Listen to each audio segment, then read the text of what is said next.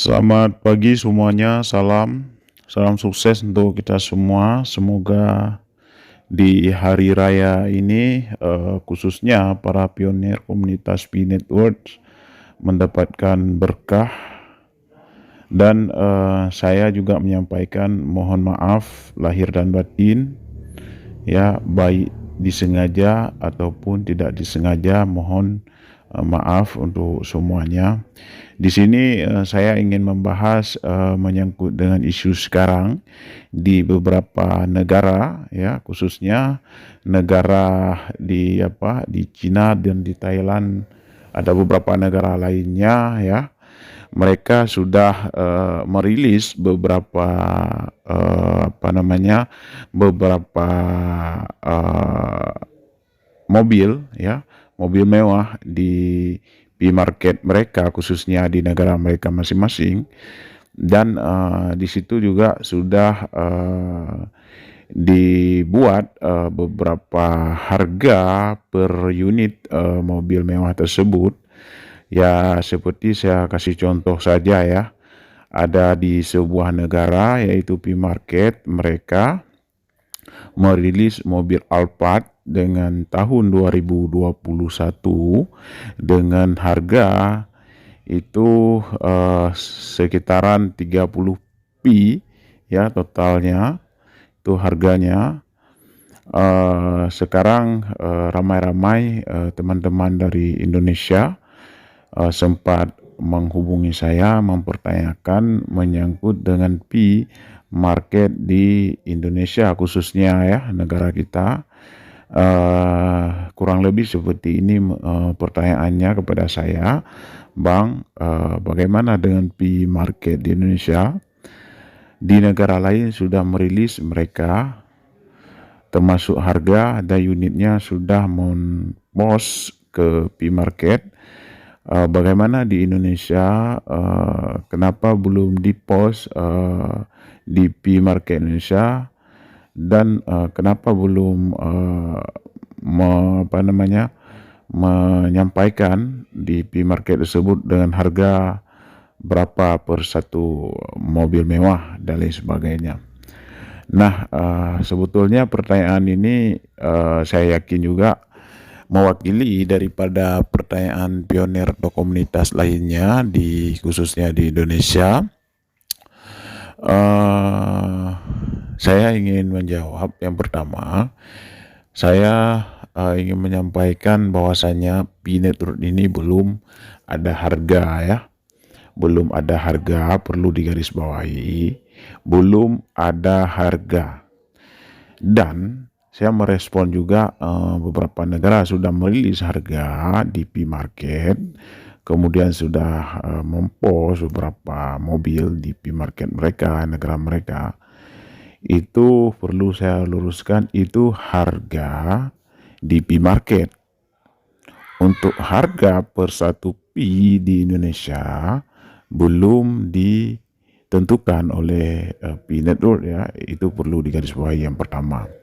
Yang selanjutnya menyangkut dengan harga katakanlah satu Alphard 30 pi di negara lain, ya, dibuat di situ. Saya ingin sampaikan itu bukan harga resmi, itu harga hasil dari isu, hasil dari konsensus yang ada di negara mereka. Katakanlah hasil konsensus di negara A, hasil konsensusnya per satu pi mereka sepakat dengan $1.000. Saya kasih contoh, ya. Jadi dikonfirm dengan $1.000 per satu pi dengan nominal harga Alphard di negara mereka, maka terjadilah katakanlah sebagai contoh 30 pi per satu harga Alphard. Nah, yang ingin saya sampaikan berarti harga tersebut merupakan harga yang ditentukan oleh komunitas, ya. Saya ulangi, harga tersebut merupakan harga yang ditentukan oleh komunitas Pi Network, para pionir. Acuannya adalah hasil konsensus dari negara mereka. Timbul lagi pertanyaan selanjutnya, apakah harga segitu sudah dikip Saya katakan tidak, itu belum dikip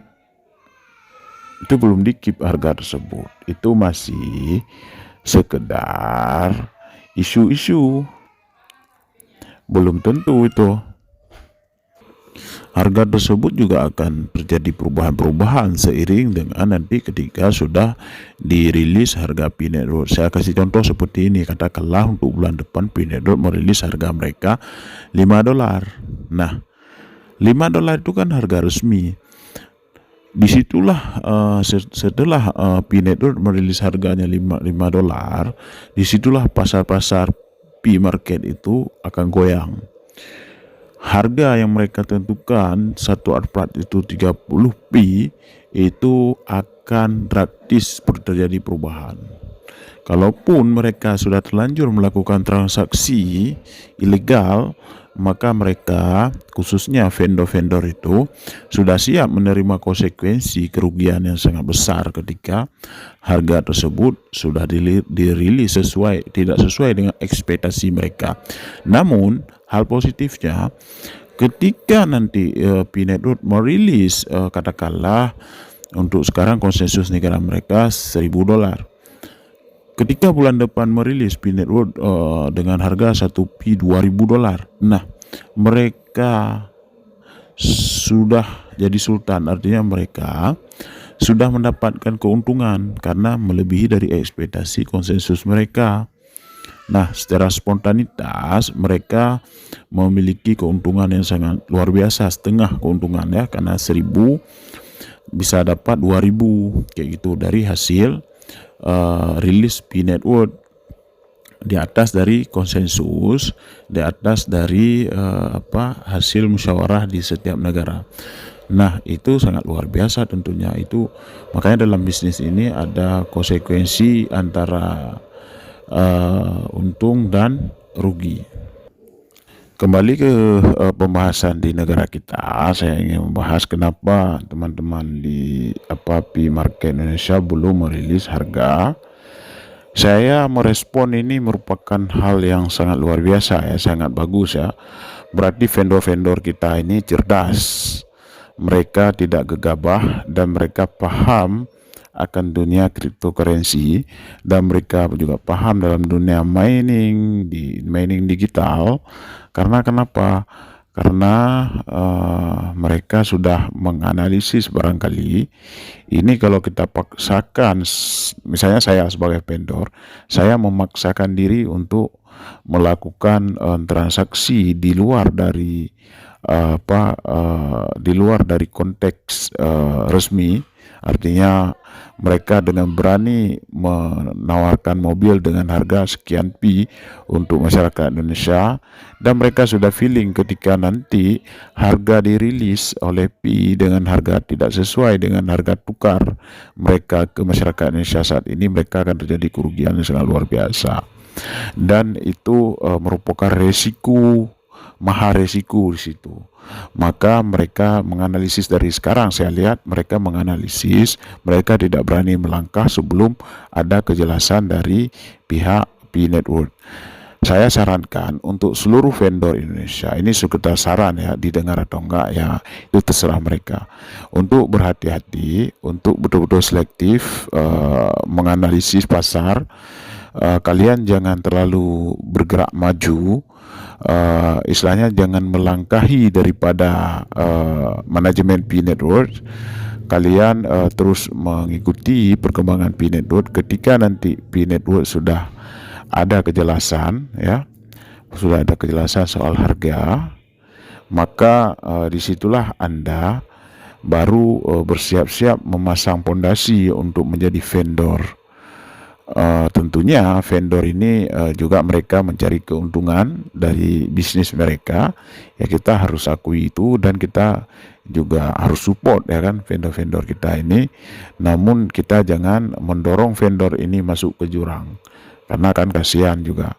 Dan saran yang selanjutnya untuk vendor, untuk menganalisis kemudian untuk melirik perkembangan Pi Network di negara-negara tetangga, khususnya negara-negara Eropa, bagaimana mereka perkembangannya, sehingga perkembangan di negara mereka menjadi referensi untuk vendor dan untuk referensi untuk negara Indonesia dalam mengambil keputusan-keputusan tersebut.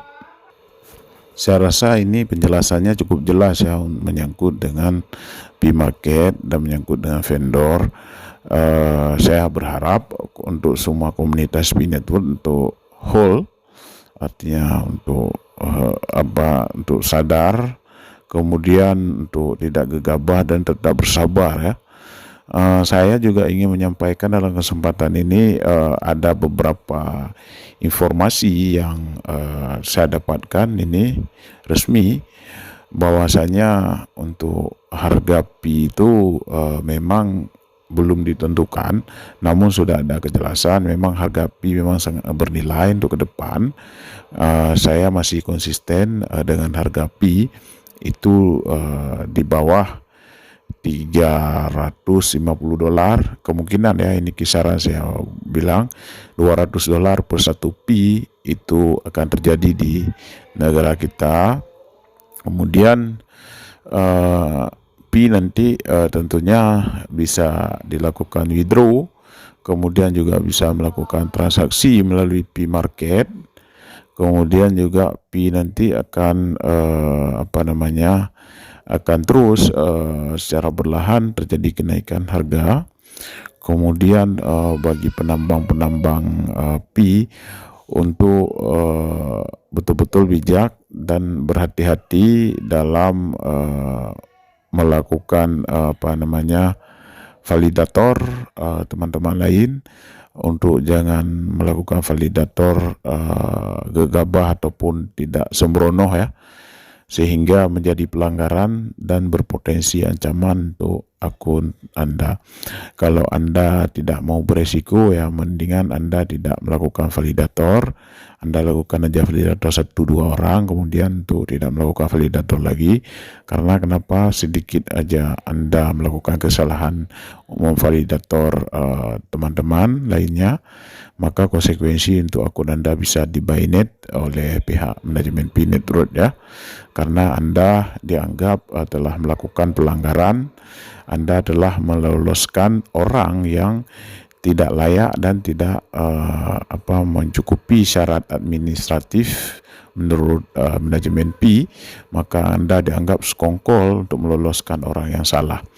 Maka dari itu saya sarankan untuk tidak melakukan untuk tidak menjadi validator kalau tidak mau berisiko. Kemudian saya juga ingin menyampaikan welcome to Sultan ya, untuk pioner P-network. Selamat datang untuk menjadi Sultan terbaru. Anda di gerbang kekayaan.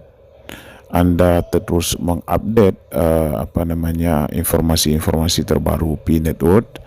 Kemudian Anda untuk tidak gegabah dalam semua hal, karena nanti kita juga akan saling support dalam semua hal. Oh ya, yang tidak kalah pentingnya menyangkut dengan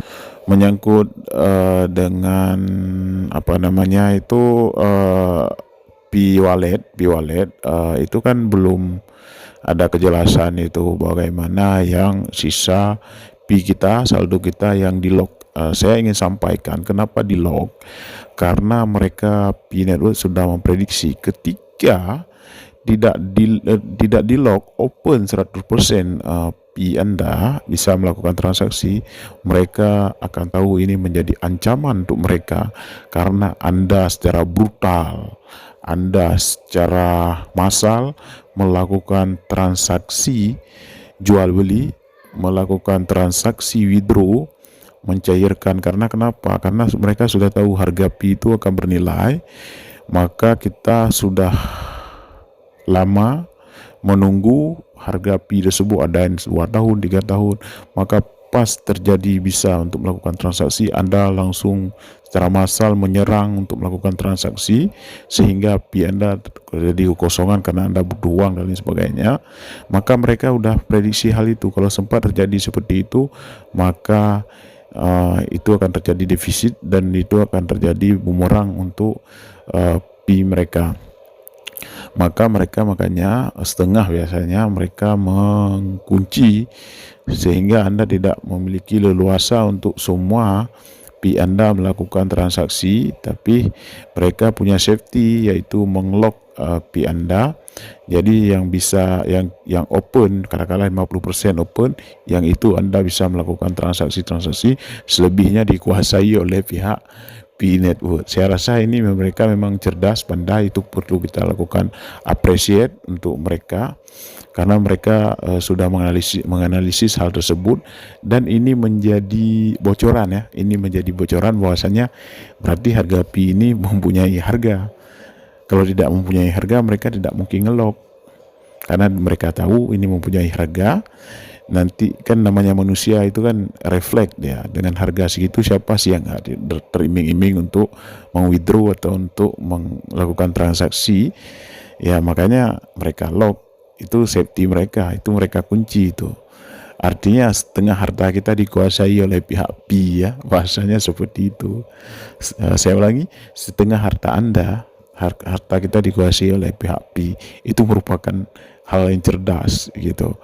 Saya menganalisis itu positif ya untuk Pi, untuk menjaga pasar di dunia mining cryptocurrency digital. Itu memang normal, normali untuk dunia bisnis. Namun kita selaku komunitas juga merasa ini dirugikan ya kan, itu harta-harta kita kenapa dibatasi, kenapa dikunci punya kita.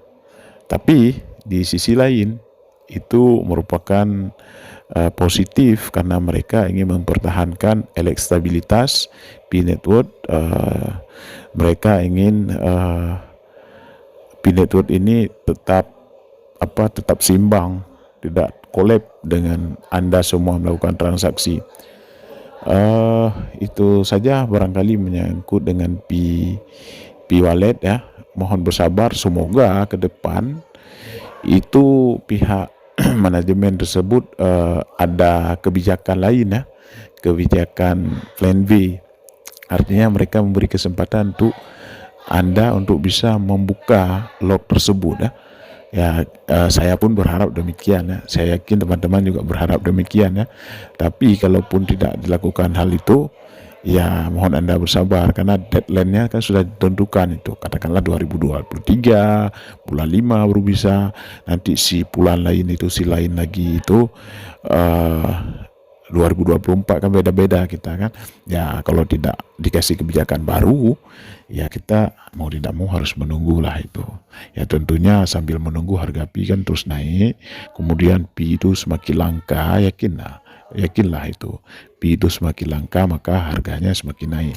Artinya tabungan masa depan untuk kita semua sambil menunggu Pi bisa transaksi, juga kita menunggu Pi itu terus naik gitu, mendekati Bitcoin gitu. Kemudian saya juga ingin sampaikan, tidak kalah pentingnya juga saya sarankan kepada youtuber yang ada di Indonesia yang khususnya membahas Pi Network. Kemudian Anda janganlah untuk memberitakan informasi-informasi yang terlalu berlebihan, yang harganya fantastis, habis itu sudah ini sudah itu, padahal itu tidak benar, sehingga kita dicap, kita ya termasuk saya itu, kita dicap komunitas halu karena kita terlalu berlebihan, tidak realistis dalam merespon atau menangkap berita-berita menyangkut dengan Pi Network. Maka para youtuber untuk tidak menyebarkan berita hoax dan tidak menyebarkan berita-berita yang tidak mempunyai dasar hukum, tidak mempunyai dasar informasi, untuk memberitakan informasi yang benar. Jangan terpengaruh dengan isu-isu yang tidak benar. Maka di akhir kalam juga saya ingin menyampaikan kepada komunitas pendengar ataupun pencari informasi Pi Network, Anda memang saya akui semua orang setiap informasi yang enak itu enak didengar, kemudian enak dikonsumsi. Maka dari itu kita harus bijaksana, jangan menelan mentah-mentah informasi yang tidak masuk akal. Demikian yang dapat kita sampaikan, semoga ini bermanfaat. Salam sukses untuk kita semua.